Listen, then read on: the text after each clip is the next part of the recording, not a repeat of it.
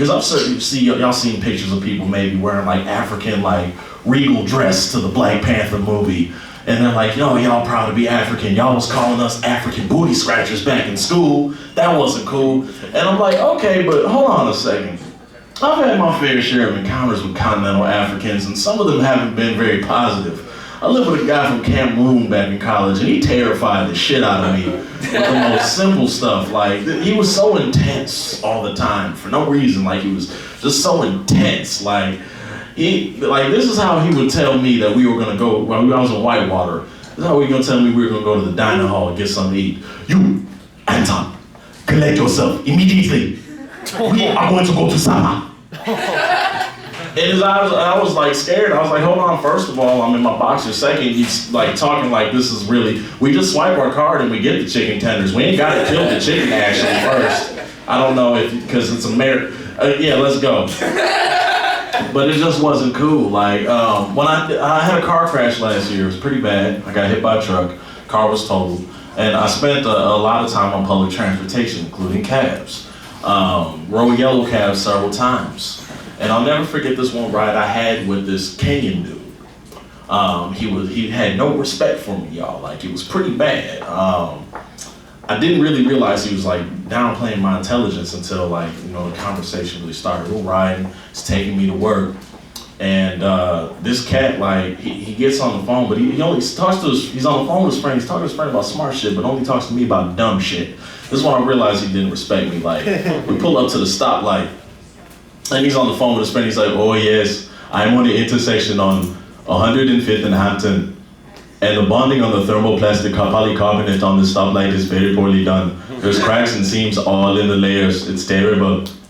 And he gets off the phone, he turns to me, so do you like Snoop Dogg? I was like, I want to talk about turtle plastic, poly grip, whatever the fuck you just said. So then when I got out the car, I was like, well, check this out, man. I got a chromium nickel alloy here for you. He was like, oh. I gave him 75 cents for a 16-mile ride. Now tell me, was I wrong for that? Tell me.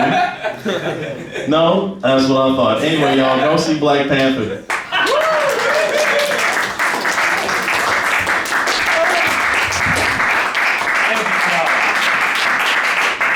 Keep it going for Tom Johnson. All right, sadly, we do not have Kevin Culver here this evening, so I've decided to name this next comic tonight's official bad boy of the Duck and Cover Comedy Hour. Put your hands together for Carter Dean. They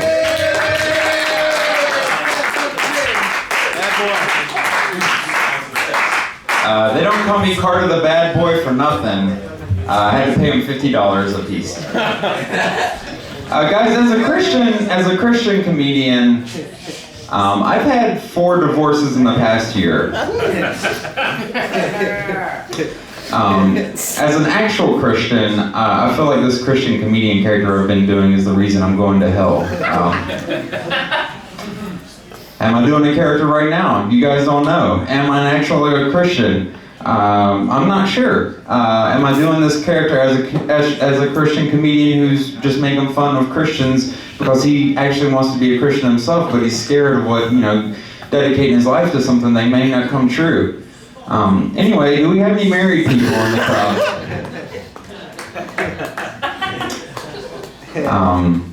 I recently wrote a sitcom about the resurrection of Christ. But it didn't get past the Pontius Pilate episode.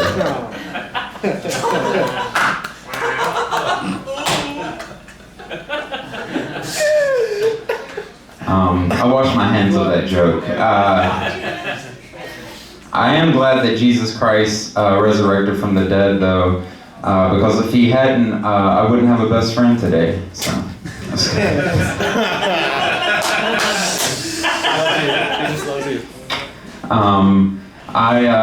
Jesus, as a Christian though, I drive a Buick LaCrosse.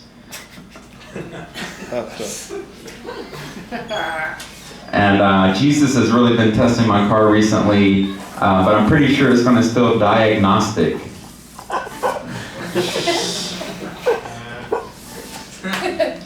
Oh yeah. I used to have 2 cars, but I recently gave my Kia Soul to the Lord. Jesus Christ, those were bad jokes. Guys, melatonin is the stuff that dreams are made of.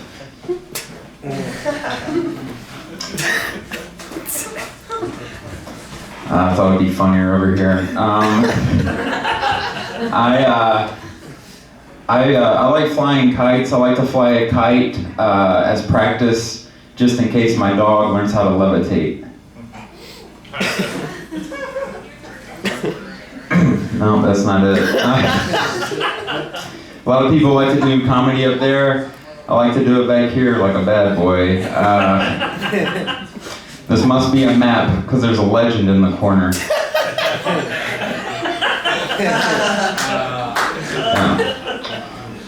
Yep, that's what you call bars. I really don't have any good jokes tonight. So I do have a youth conference for senior citizen youth pastors coming up, and I'm going to be doing jokes there. So I want to practice for hecklers, if that's cool. So I'm going to like pick someone and do a joke to them, and then you heckle me. Is that all right? And then I'll destroy you. Is that cool? Who wants to heckle me first? Do we have any volunteers? All right. I'm just going to pick like a random joke. Oh, by the way, I only had 2 or 3 jokes that have never worked before. I'm really funny. And so these probably will be, they won't deserve a heckle, but just pretend like they're not good. All right. All right. Okay, so you heckle me based on this joke, all right?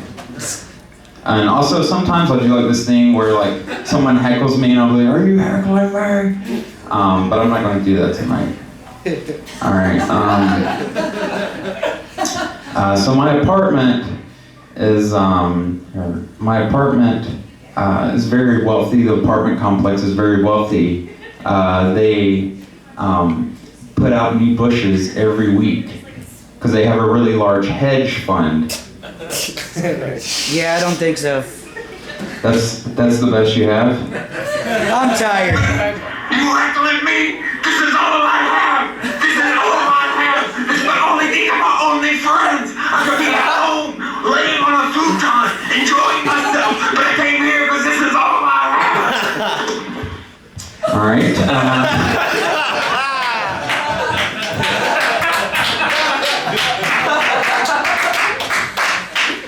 All right. Is there one more person that wants to heckle me?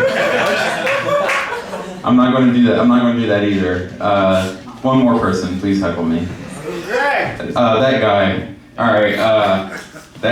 Jonathan Gregg. All right. I think people that think vaping looks cool are living with their head in the clouds. Smoked. You trying to heckle me? This is all I have. This is the only thing I got.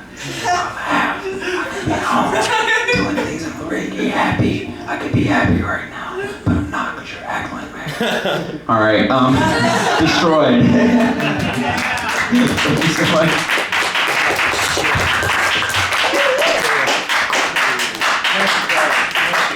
One more time for Carter James. Bad boy is an understatement. Not do it justice. All right, next to the stage we've got Noah Abshire.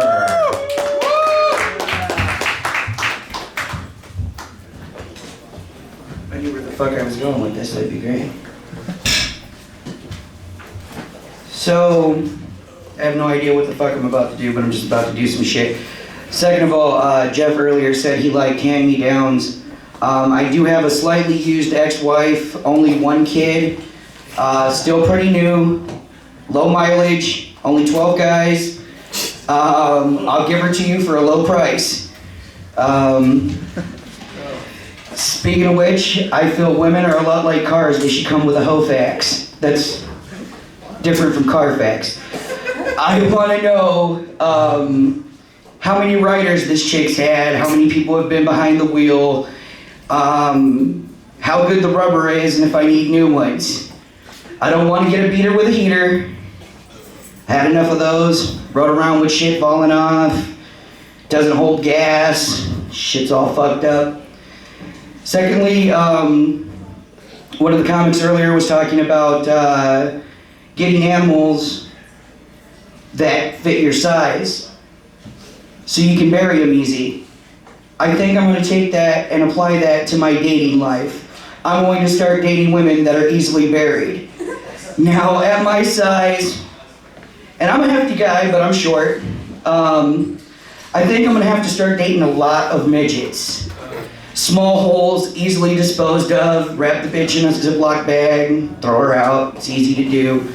It's much like owning a gerbil. You keep it in a cage, you feed it once a day, and when you get tired of it, you throw it against the wall until it stops making noise. That's a little fucked up, ain't it? It's about to get even worse than this motherfucker. So I have realized that the best hand job you're ever gonna get is from a midget. And why is this, you're asking? Because if you have a little dick and you get a hand job from a midget, your dick's gonna look normal. If you have a normal dick, it's gonna look huge. You're gonna be like, fuck, I am amazed at this shit. If you have a huge dick, you're gonna be all like, God damn, oh my God. Fucking smacking light sockets and fucking walls. You're like walking around trying to club shit. You're like, I'm the shit. Speaking of clubs, I always wanted to move to Alaska. I thought it'd be a cool thing to do. I heard you could go clubbing with baby seals every fucking night. Is that a little over the top? I got somebody over here choking like they caught my dick. Sorry, I'll back up a little bit. I realize there's only one downside to getting hand jobs consistently for midgets. Eventually, you're going to be driving past elementary school and you're like, God damn, look at them little hands. And you're just going to be like, fuck, I gotta stop fucking with midgets. This has gone way too fucking far. Way too far. I watched Barney and Friends and now I'm excited. Fuck.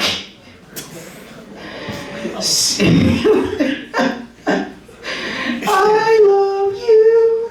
You rape me. Fucking. How about them Tide Pods? There's some shit it just won't clean up. Like the 12-year-old in my trunk. Okay. Speaking of daddy issues, we heard a little bit about that tonight. I want to share y'all a life story here. And I've learned, do not take road trips with your fucking redneck dad. Me and my dad getting down the road, we stop, it's 12:30 at night, we're in a hotel. All of a sudden, it's about 3:30 in the morning, I wake the fuck up to laughing and giggling, and I'm thinking to myself, did my dad sneak a whore in the hotel room with his 12-year-old kid? Is this motherfucker over here getting it in while I'm trying to get a nap? Fuck no. Not going down, I'm about to be a professional cockblock. I set the fuck up, and I look over, and here's my motherfucking dad sitting butt naked on the corner of the bed at 3:30 in the motherfucking morning, watching PBS, and it's the motherfucking Teletubbies. Do you know what that does to a kid's psyche to see your naked dad watching the fucking Teletubbies? Like, every time I see Tinky Winky, I'm like, what the fuck is going on here? I just see a naked 250-pound redneck sitting on the corner of a bed with a dip in his lip. No, motherfucker, that is not normal behavior. Back to them fucking midgets. Not all things that are small are good. No. I'm probably getting beat the fuck up when I leave here. Only by minutes. That's alright, I like it when it hurts.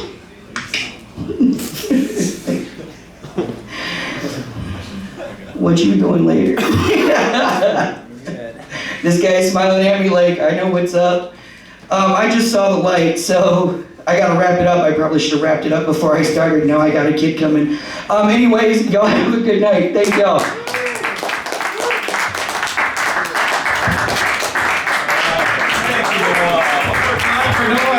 Wilshire.